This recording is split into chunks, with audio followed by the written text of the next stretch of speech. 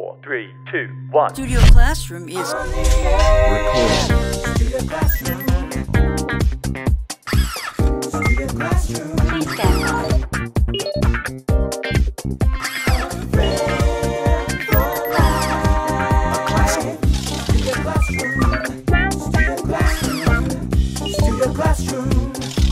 Studio Classroom is on the air. Welcome to Studio Classroom on the air. We're glad you're here because today is a great day to learn something new. I'm Anne-Marie. And my name is Gabe. Friends, let's learn something new together. We have a very interesting topic to discuss today. We're going to be talking about the way people view themselves. And we're not talking about self-esteem. We're asking the question, do you think you have a healthy or accurate view of yourself and your abilities? Do you think you have an accurate view of yourself and your abilities? What do you think, Anne-Marie? Wow, this is kind of a hard question to answer. It's kind of a deep question. Yes. It sounds like it could be a personal question as well. Yeah, so early in the program. Yeah, it really is. But I think it really is going to lead into what we're going to be talking about today in our lesson. And it's one our friends need to think about as we read as well. I'll answer first. Okay. Okay. I think that I sometimes have an accurate view of myself, but often I do overestimate or even underestimate my abilities in some areas. I don't always have self-confidence to do things that I know how to do or should know how to do, but sometimes I might have a little bit of a pride problem and think that I am better at something than I actually am. Well, that's an interesting idea, the idea of thinking that you're better at something that you actually are, or the idea of thinking that you know more about something than you actually do. And that's going to appear in our lesson today, friends, this idea. I like that you mentioned the words overestimate and underestimate because those are key themes with this lesson as well. That's true. Well, friends, how about you?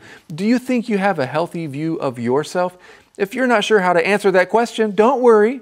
We're going to find out about an interesting phenomenon that may help you evaluate yourself. It's called the Dunning-Kruger Effect. It sounds like a great lesson to me. Take out those magazines because it's time to get started, friends.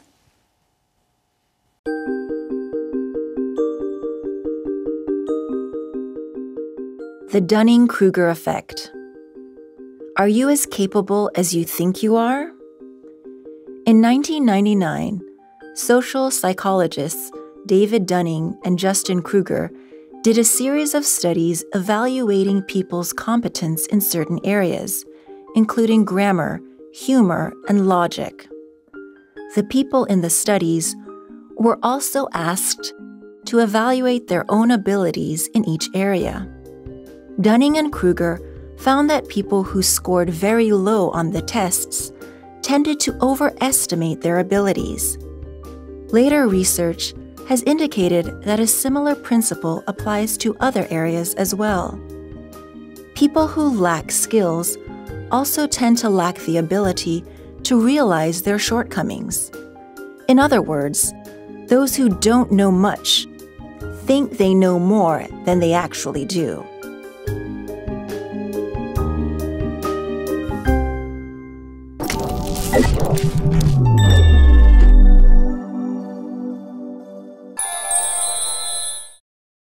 Hi everyone, welcome to Language Lab. I'm Jack. 我们来看 tend to 这个片语动词，意思是倾向或是易于。譬如 Melanie tends to believe whatever anyone tells her. Melanie 听到人说什么就很容易相信。或者是 Robert tends to trust his assistant to take care of his schedule. Robert 比较信任助理为他安排行程。Tend to 有另外一个意思是照料或是照顾，譬如 Janice took time off from work to tend to her sick son. Janice 请假照顾生病的儿子。接着来看 overestimate 这个动词，意思是高估，譬如 Nick had a hard time finishing the project because he had overestimated his abilities. Nick 做这个专案计划做得很辛苦，因为他高估了自己的能力。或者是 The Beatles' influence on rock music can't be overestimated. 披头士乐团对摇滚音乐的影响是不容小觑的。再举一个例句 We overestimated how long the trip from the airport to our hotel would take and arrived too early to check in. 我们过高的估计从机场到酒店要花的时间，结果太早到旅馆，没办法办理入住的手续。Okay, let's get back to our teachers. Thank you so much, Jack. Well, before we get into our lesson today, we want to remind you all that if you want to connect with us outside of the show and the magazine, there's a way for you to do that. Go ahead and check out our Instagram at sc.hosts. You can give us a follow on there, see what we're up to, and send us a message if you'd like. All right, well, let's get into our lesson here. We read the Dunning-Kruger Effect. Are you as capable as you think you are? What a great question to start out with. That's right. Are you as capable as you think you are? Are you self-aware? Are you aware of the things that you don't know and your limitations? Actually, this idea has a lot to do with self-awareness, so let's talk about that a little bit. Self-awareness could be defined in different ways. It's a very big topic. But I think it's comparing yourself with your own standards of correctness, not with what society thinks is correct. Yeah, that's self-awareness. Yeah, I agree. We are often tempted to compare ourselves with other people or put ourselves on a scale that maybe isn't black and white. So it can be hard to be self-aware about what we're really good at or not good at. And it doesn't just have to do with abilities either. It has to do with our personality and how we respond to other things. All of those have to do with being self-aware. And there are many benefits of self-awareness, right? You're happier when your ideals match with your actions, right? You're a better leader when you know how other people perceive you. Sometimes we think we know how other people see us, but do we really know? You're a really good leader if you know how people perceive you. That's right. And that is a little bit what our lesson is about today, the way we see ourselves. We read that social psychologists David Dunning and Justin Kruger did a series of studies evaluating people's competence in certain areas. And these included grammar, humor, and logic. These people were asked to evaluate their own abilities in each area. Okay, now your competence is the ability to do something successfully and efficiently, right? You might say that someone is a very competent teacher. So the word competence is the noun, and I believe tomorrow we're going to see the word as an adjective, right? But we read here, the people in the studies were also asked to evaluate their own abilities. Dunning and Kruger found that people who scored very low on the test tended to overestimate their abilities. That means they thought that they were better at doing something than they actually were. Okay, so let's make sure we understand this. They took a test. The test was either about grammar, humor, or logic. They got a low score, but if you were to ask them, are you good at grammar? Are you a funny person, or do you think logically, they would have given themselves a very high score. Yeah, or they tended to do this, right? Okay. And you see that phrase, if someone tends to do something, that means they do it often without thinking about it. Or you could use the noun form, which is tendency. Someone has a tendency to do something. Well, we find out that there was more research done later on, and this similar principle applies to other areas as well. In general, people who lack skills often they also lack the ability to realize their shortcomings. Those who don't know much think they know more than they actually do. That's right. So we see at the beginning of that sentence, it says, in other words, those who don't know much think they know more than they actually do. I like those words, in other words, okay? You use this phrase to explain in a better way, or usually more concise, right? Perhaps the thing you want to share is the best way to share something. We have more to learn about the Dunning-Kruger effect, but right now let's learn about the difference between two very similar words in today's info cloud.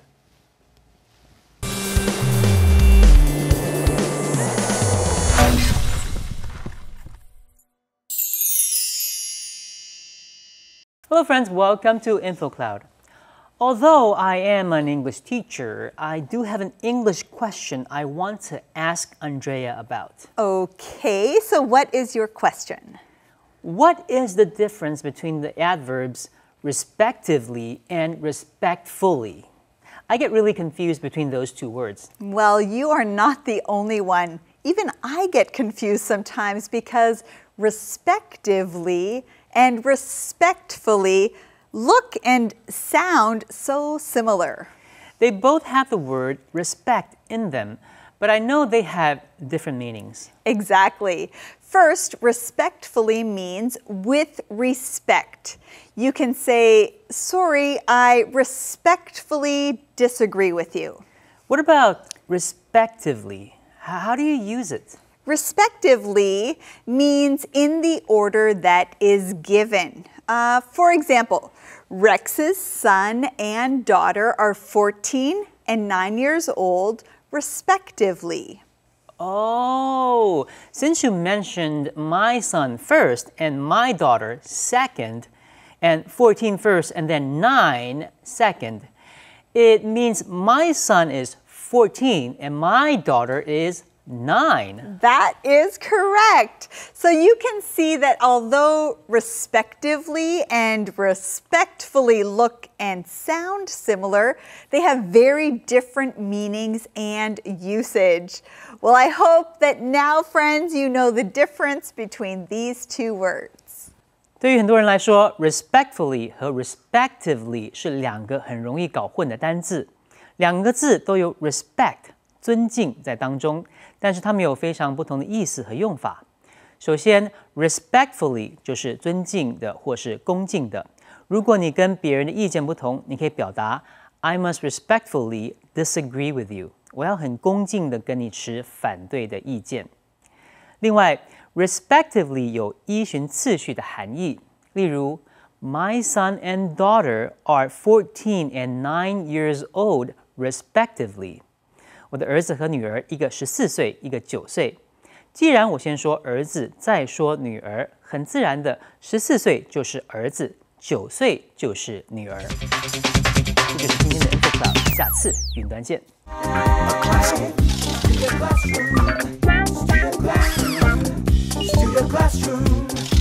Studio Classroom is on the air. Welcome back to Studio Classroom.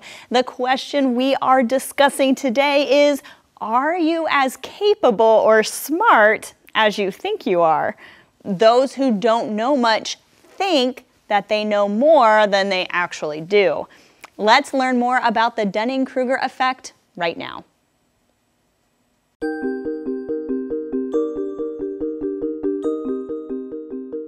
The Dunning-Kruger Effect. This principle has become known as the Dunning-Kruger Effect after the researchers who discovered it. The Dunning-Kruger Effect occurs because only when people have skills in a given area are they equipped to evaluate their own skills. For example, in some situations, it takes a scientist to recognize bad science. Moreover, most people are biased in their own favor. They want to believe that they are more capable, knowledgeable, and maybe even superior to others. And when someone really wants something to be true, it can be hard for them to admit that it isn't.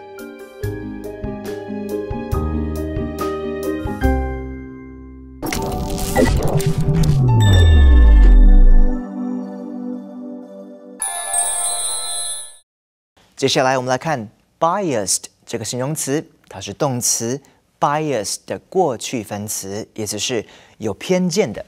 例如 Madeline can't be a judge of the singing contest because she is always biased toward her relatives. Madeline 不能当歌唱比赛的评审，因为呢，她总是偏袒自己的亲戚。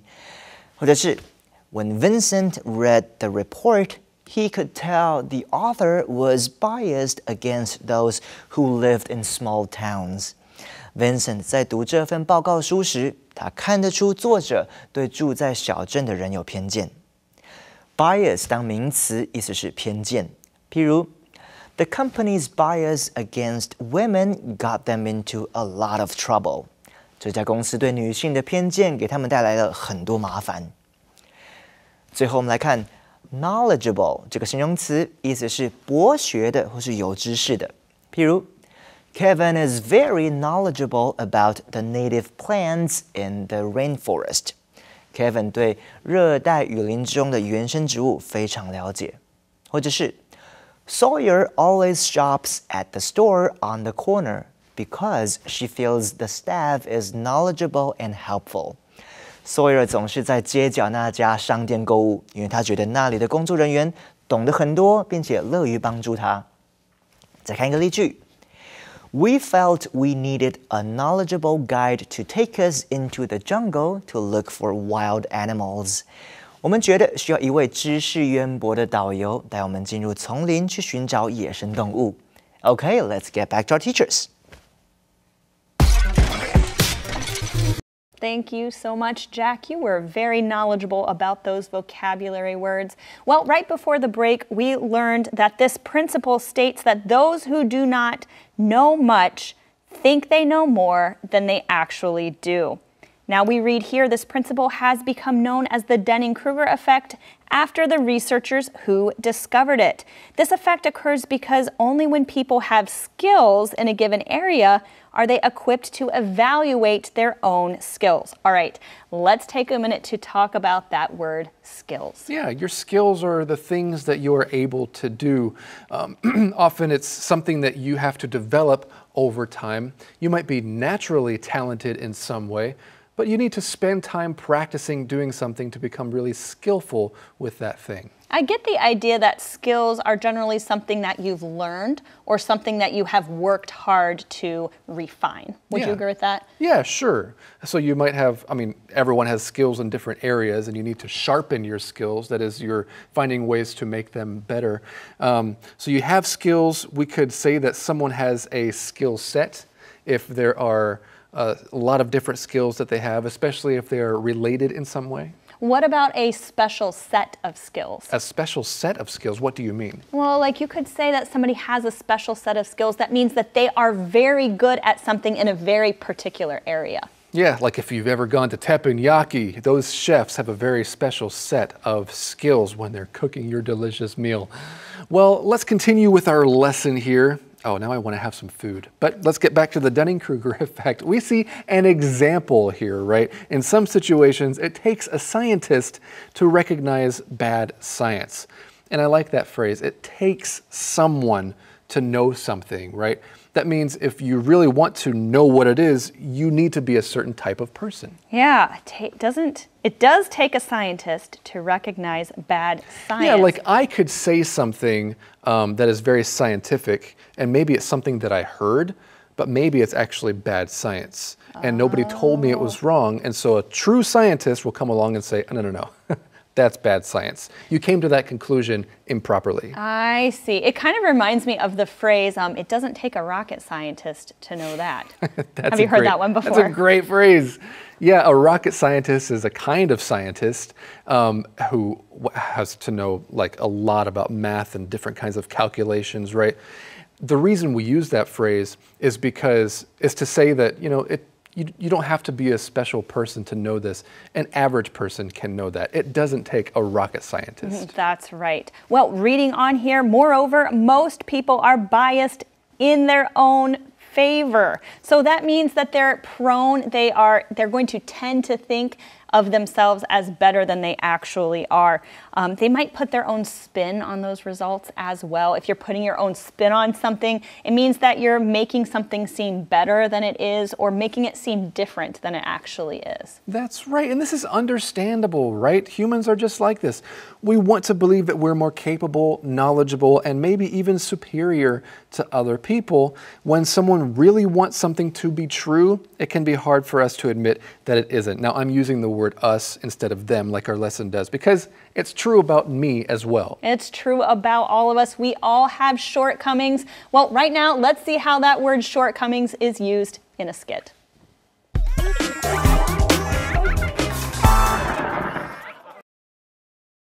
Well, ladies, today we're here to discuss our shortcomings. You mean our weaknesses? Yes, that's right. But I don't like to talk about my shortcomings. Nobody does. But if we don't talk about our faults, we can't help one another. Now, who will share first? Okay, I'll start.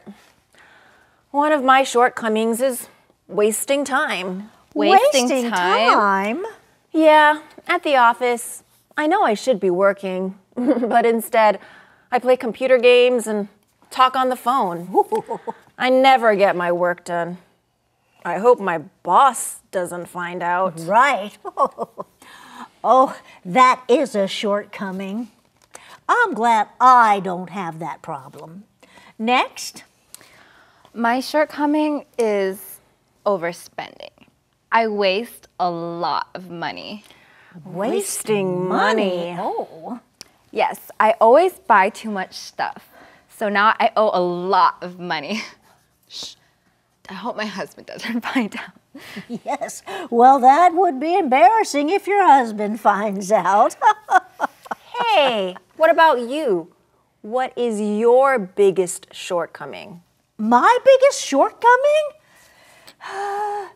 Well, Come on, share your biggest weakness with us. well, okay. I love to talk about other people's shortcomings. What? Yes, I know I shouldn't, but I just can't help it. Now, if you'll excuse me, I have some phone calls to make. No, you're not going anywhere. Come on, we're like this. Yeah. My boss cannot find out.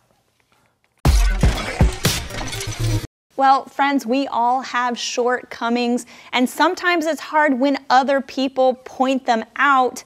Feedback can be a good thing, it can be a bad thing. Same with criticism. So here's a question for us to talk about. Do you like getting feedback? What do you think, Gabe?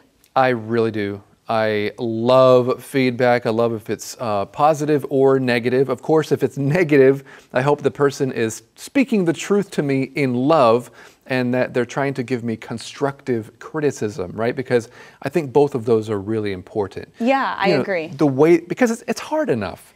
We all know it's hard to confront somebody and tell somebody in a way that they can improve. So we hope that we're doing that in a way that they can accept, right? Yeah. But the fact is, we do want them to improve. So most of the time it is constructive criticism. It's coming from a good place. Yeah, exactly. Now here's the thing, Anne-Marie. I think sometimes people don't give feedback because the person they want to give feedback to is not an approachable person. Oh, okay. Yeah, and I hope that I am an approachable person, that people feel safe, that they can come and tell me about something, you know, whether it's things that they like about me or what I did, or things or ways where I can improve. Okay, so you like feedback, you like constructive criticism. What about just criticism in general? Criticism is important. Okay. Yeah, for sure. Do you think you take criticism well? Do I take criticism well? Like I said, if it's constructive criticism, I think about it. I take it with a grain of salt, at least. Okay. You know, that means that I'll consider who's telling me, and I'll consider everything about what they're saying and see which parts are true or not, but I'll definitely think about it. Well, what about you, friends? Do you like feedback? Do you like criticism?